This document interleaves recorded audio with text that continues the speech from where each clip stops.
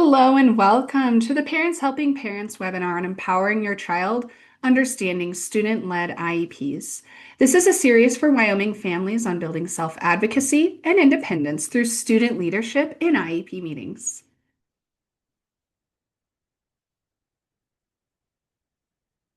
First, I always like to start with what is a student-led IEP? A student-led IEP transforms what is considered a traditional meeting model by placing your child at the center of the conversation about their education. Rather than adults discussing plans while the student sits and listens passively or doesn't attend at all, your child becomes an active leader, sharing their perspective.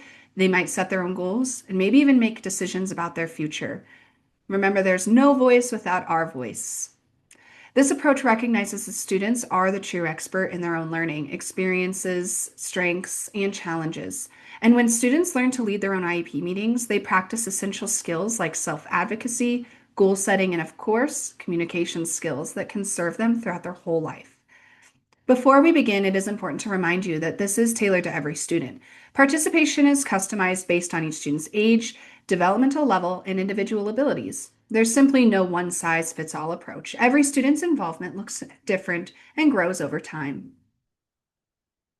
Why student-led IEPs matter. First is it does create better academic outcomes. Research from the National Technical Assistance Center on Transition shows that students who actively participate in their IEPs simply demonstrate higher engagement in school and improved academic performance. We also see a ton of studies that show that they have higher post-school successes, especially when they are looking at rates of employment and, of course, that college enrollment.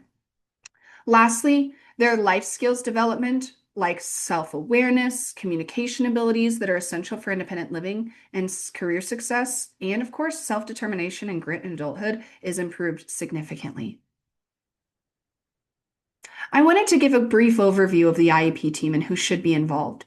Notice that we have the student there as one of the first markers, and then parents and caregivers on the top. While they might not represent the percentage of the team very much, they represent a very imperative section of it that shows the importance of the student's engagement. So when we think about it like this, the student can really be the leader and the focus of the meeting, where they share their voice, goals, and dreams for the future.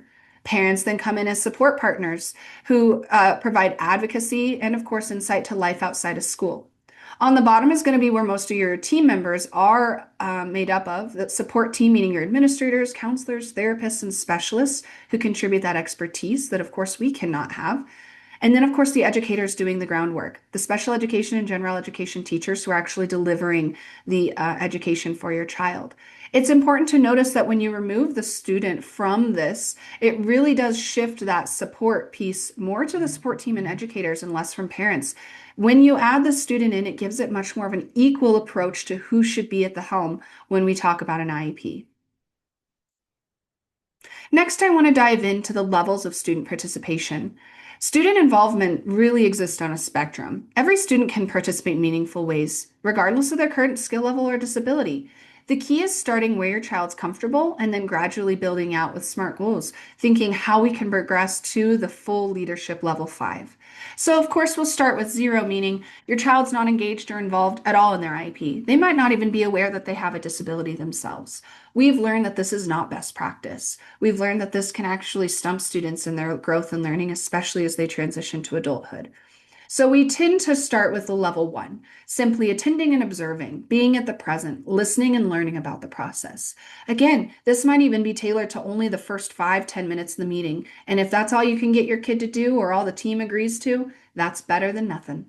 Next is level 2, where then we begin sharing information. This can be during those opening moments of the meeting where we talk about our strengths, interests, and of course, then that PLAF, going through our personal strengths, interests, challenges, and then, of course, their personal preferences about learning, allowing the child to speak up during that time.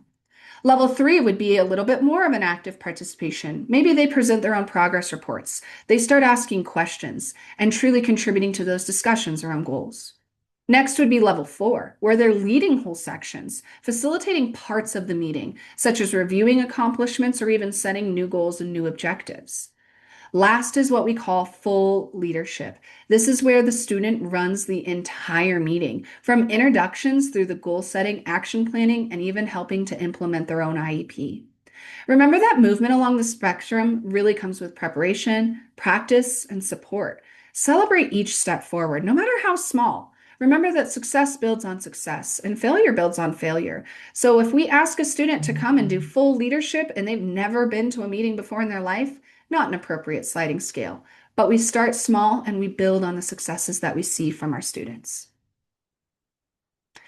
I ask that you stop and reflect. Where is your child at now, and where do you want them to be? What is their ultimate goal in life, and how can we encompass that into a student-led IEP? Maybe they want to grow up one day to be a lawyer, and so full leadership is absolutely something they should be aspiring to. Maybe they have a diagnosis where they can't speak for themselves, and so they have not ever attended an IEP meeting. And so maybe our first step is simply getting them to engage in the process for the first 5 minutes. Wherever they're at, ask yourself, where are they at? Where do I want them to be? And maybe even ask them directly, where do they think they're at and where do they want to be? Preparing your child for leadership is essential. First, you have to build self awareness. Help your child understand their disability in age appropriate terms. Discuss their unique learning style, what accommodations they might need, and why those are valuable. According to the Center for Parent Information and Resources, students who understand their disability simply are better equipped to advocate for their needs. We practice communication skills. We work on expressing our needs, our preferences, and goals clearly. Practice at home with role playing exercises where you actually simulate an IEP meeting at home. Teach your child to use I statements like I learn best when, or my goal is to do this, or I believe this. Some helpful tools that I'll actually go into in our next webinar are goal setting worksheets, planners, visual aids like pictures, videos, or slideshows, scripts or note cards for the meetings to remind your child what you've spoken about, or assistive technology for that communication support. Start those conversations early. Share your own experiences. Normalize talking about challenges and strengths and create a home environment where self advocacy is practiced daily. Even if you yourself don't have a disability, all of us struggled at some point or another in our educational journey. Sharing those experiences allows your own child to feel safe to share their own struggles.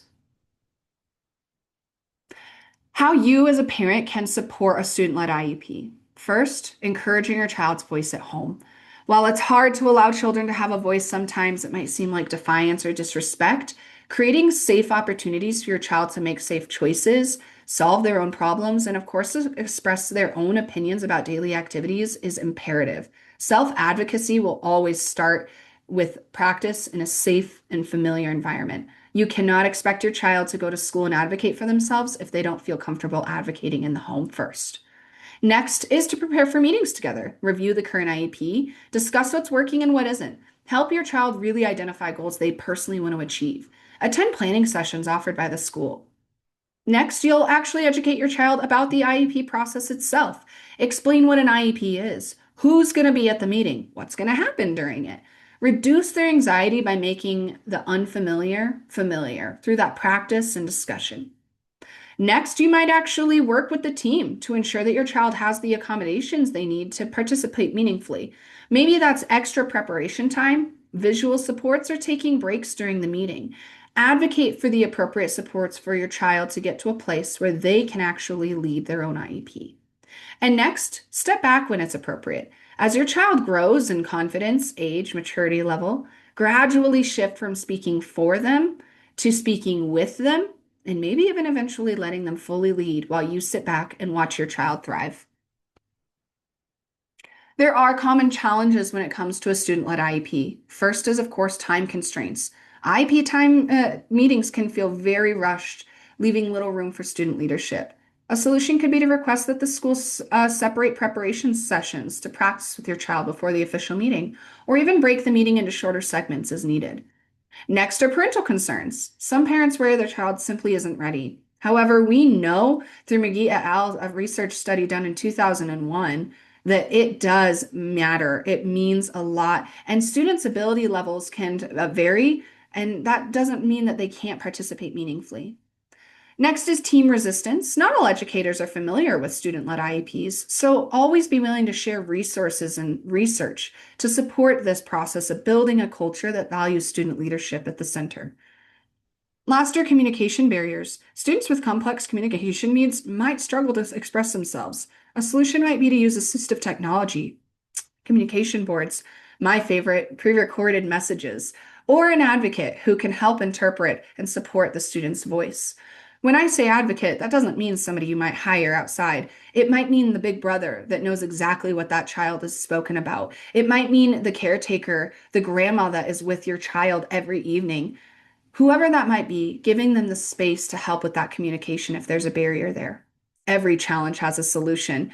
The key is maintaining a student centered mindset and being willing to adapt the process to your child's unique needs.